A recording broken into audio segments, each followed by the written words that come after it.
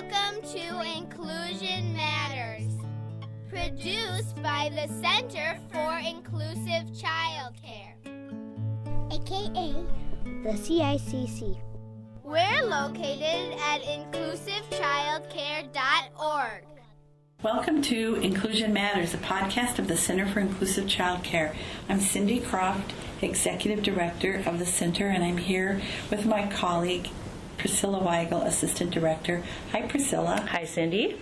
And we are concluding our series on occupational therapy, and particularly talking about sensory processing, but other needs that children have that would an occupational therapist would work with and benefit as they grow and develop. So we're here with Gina Gibson, who's an occupational therapist with Fraser, serving Minnesota families and children. So thank you for being with us through all these podcasts. Thanks for having me. It's been so interesting. It really has. And you're so articulate. Thank you.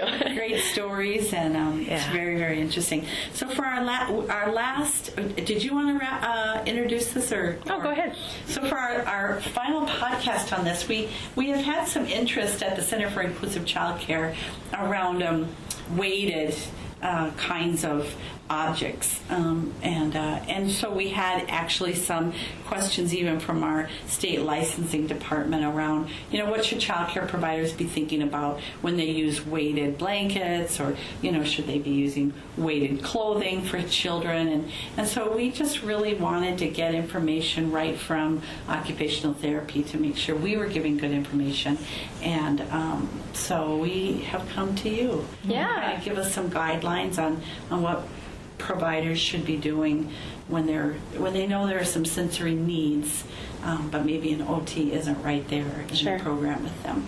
Yeah, so I think overall kind of talking about why that deep touch input is helpful would be a good place to start. So deep touch and deep pressure, it's that proprioceptive input that's really calming and organizing, and it helps to kind of increase our rest and digest system and decrease that fight or flight response. So it's kind of related to why people like to get really big bear hugs. It kind of just releases those neurotransmitters that help us feel calm and happy and kind of takes the edge off of things. Mm-hmm. There are a lot of ways that we can give our body that deep touch input, and one thing that's important to note is really keeping an eye on how the child is responding to that input, because everyone responds to things differently. Some things might be helpful for one person and not helpful for another. So you want to kind of even keeping like a log of how long you used the weighted item or that deep pressure input, what the response was, and then kind of what even happened once the item was taken away.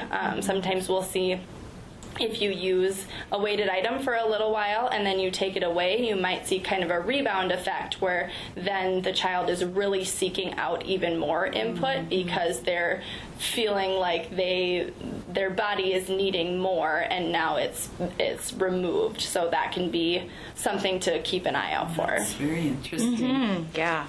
I think too, just with, as you were saying in some of our earlier portions of this series, just because of that unique response by each of us as an individual, what one child might think a bear hug is great, another child might be really uncomfortable by that. Mm-hmm. And it might even just be the beginning of the bear hug when skin is touching skin or clothes are rubbing against, that light touch might be the trigger. Right. And so making sure, and I think that this is, as you were noting too, just really cueing into kids what their response is, and that's all about safety. Right. Really. Yeah, and ultimately the goal is that we want kids to be able to figure out what their body is needing and be able to provide that for themselves. So it's great when a child is kind of able to do some of those maybe big hand squishes or even kind of giving themselves a bear hug, because then if the adult is not around, the child has figured out how to give their body that sensory input without without needing to rely on another person. And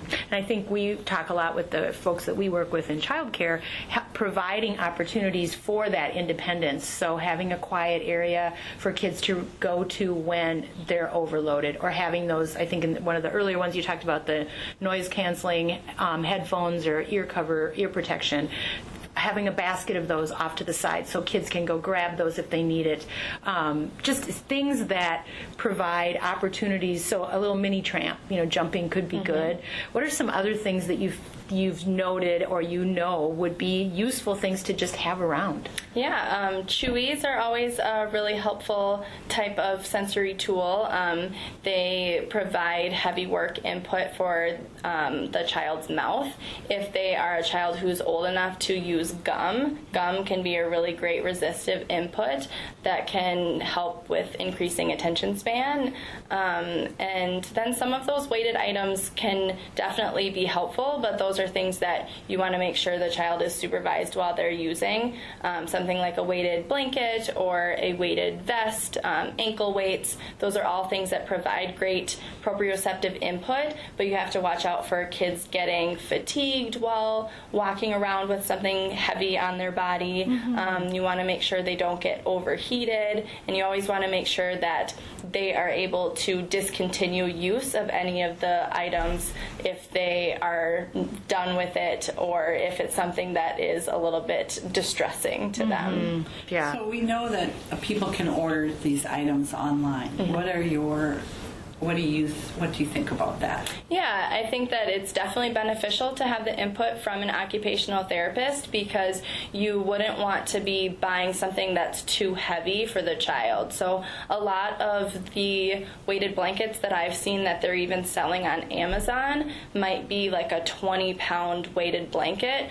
And we typically recommend that you don't exceed between 5 to 10% of the child's body weight. So if a 40-pound child had a 20-pound blanket on them, that would be way, way too heavy. And then I think it is helpful to also keep in mind some of those things to look out for. If a child's body temperature is getting too warm, they're going to end up being a lot more dysregulated than they would have been without the weighted input. Yeah, that's really a good point. And I think that really the rule of thumb is to really seek professional support. We've Gina and Fraser has helped us put together a wonderful tip sheet with just some guidelines for weighted materials, and so that's available on our website, and also these podcasts to just really educate those of you listening on just what's best for children that might have some needs in this area that might be causing distress, and you can help them in some of those to help calm some of those things. And then if the interventions that you're providing don't seem to be doing the trick, that might be a reason to have a conversation with parents to say, maybe you should seek out a more thorough evaluation. Yeah, definitely. And I think it's also important to note that there are so many deep pressure things that you can do without needing any sort of tool and without needing any occupational therapist input. Things that are helpful for all kids to do. Exactly. So you could make an obstacle course, and maybe one of the steps would be rolling across some pillows, and then you might do a bear walk across the room, and then maybe an army crawl underneath a hurdle. So all different ways that you can just move your body to give your body some of that deep pressure input without needing those sensory items that need to be really monitored. That's a great point, great reminder. I think that as providers are listening, there are many things they can do. And then as they work sort of up the continuum with children, they want to bring in the experts to work on children who really need more of an intervention, but having that whole global approach in their program to meeting the needs of all kids, that's what we want to see. So thank you again, Gina. This was just excellent. You had many, many great ideas. Yeah, it was great to be here. Thank you so much. Priscilla. Thank you. That's all for now.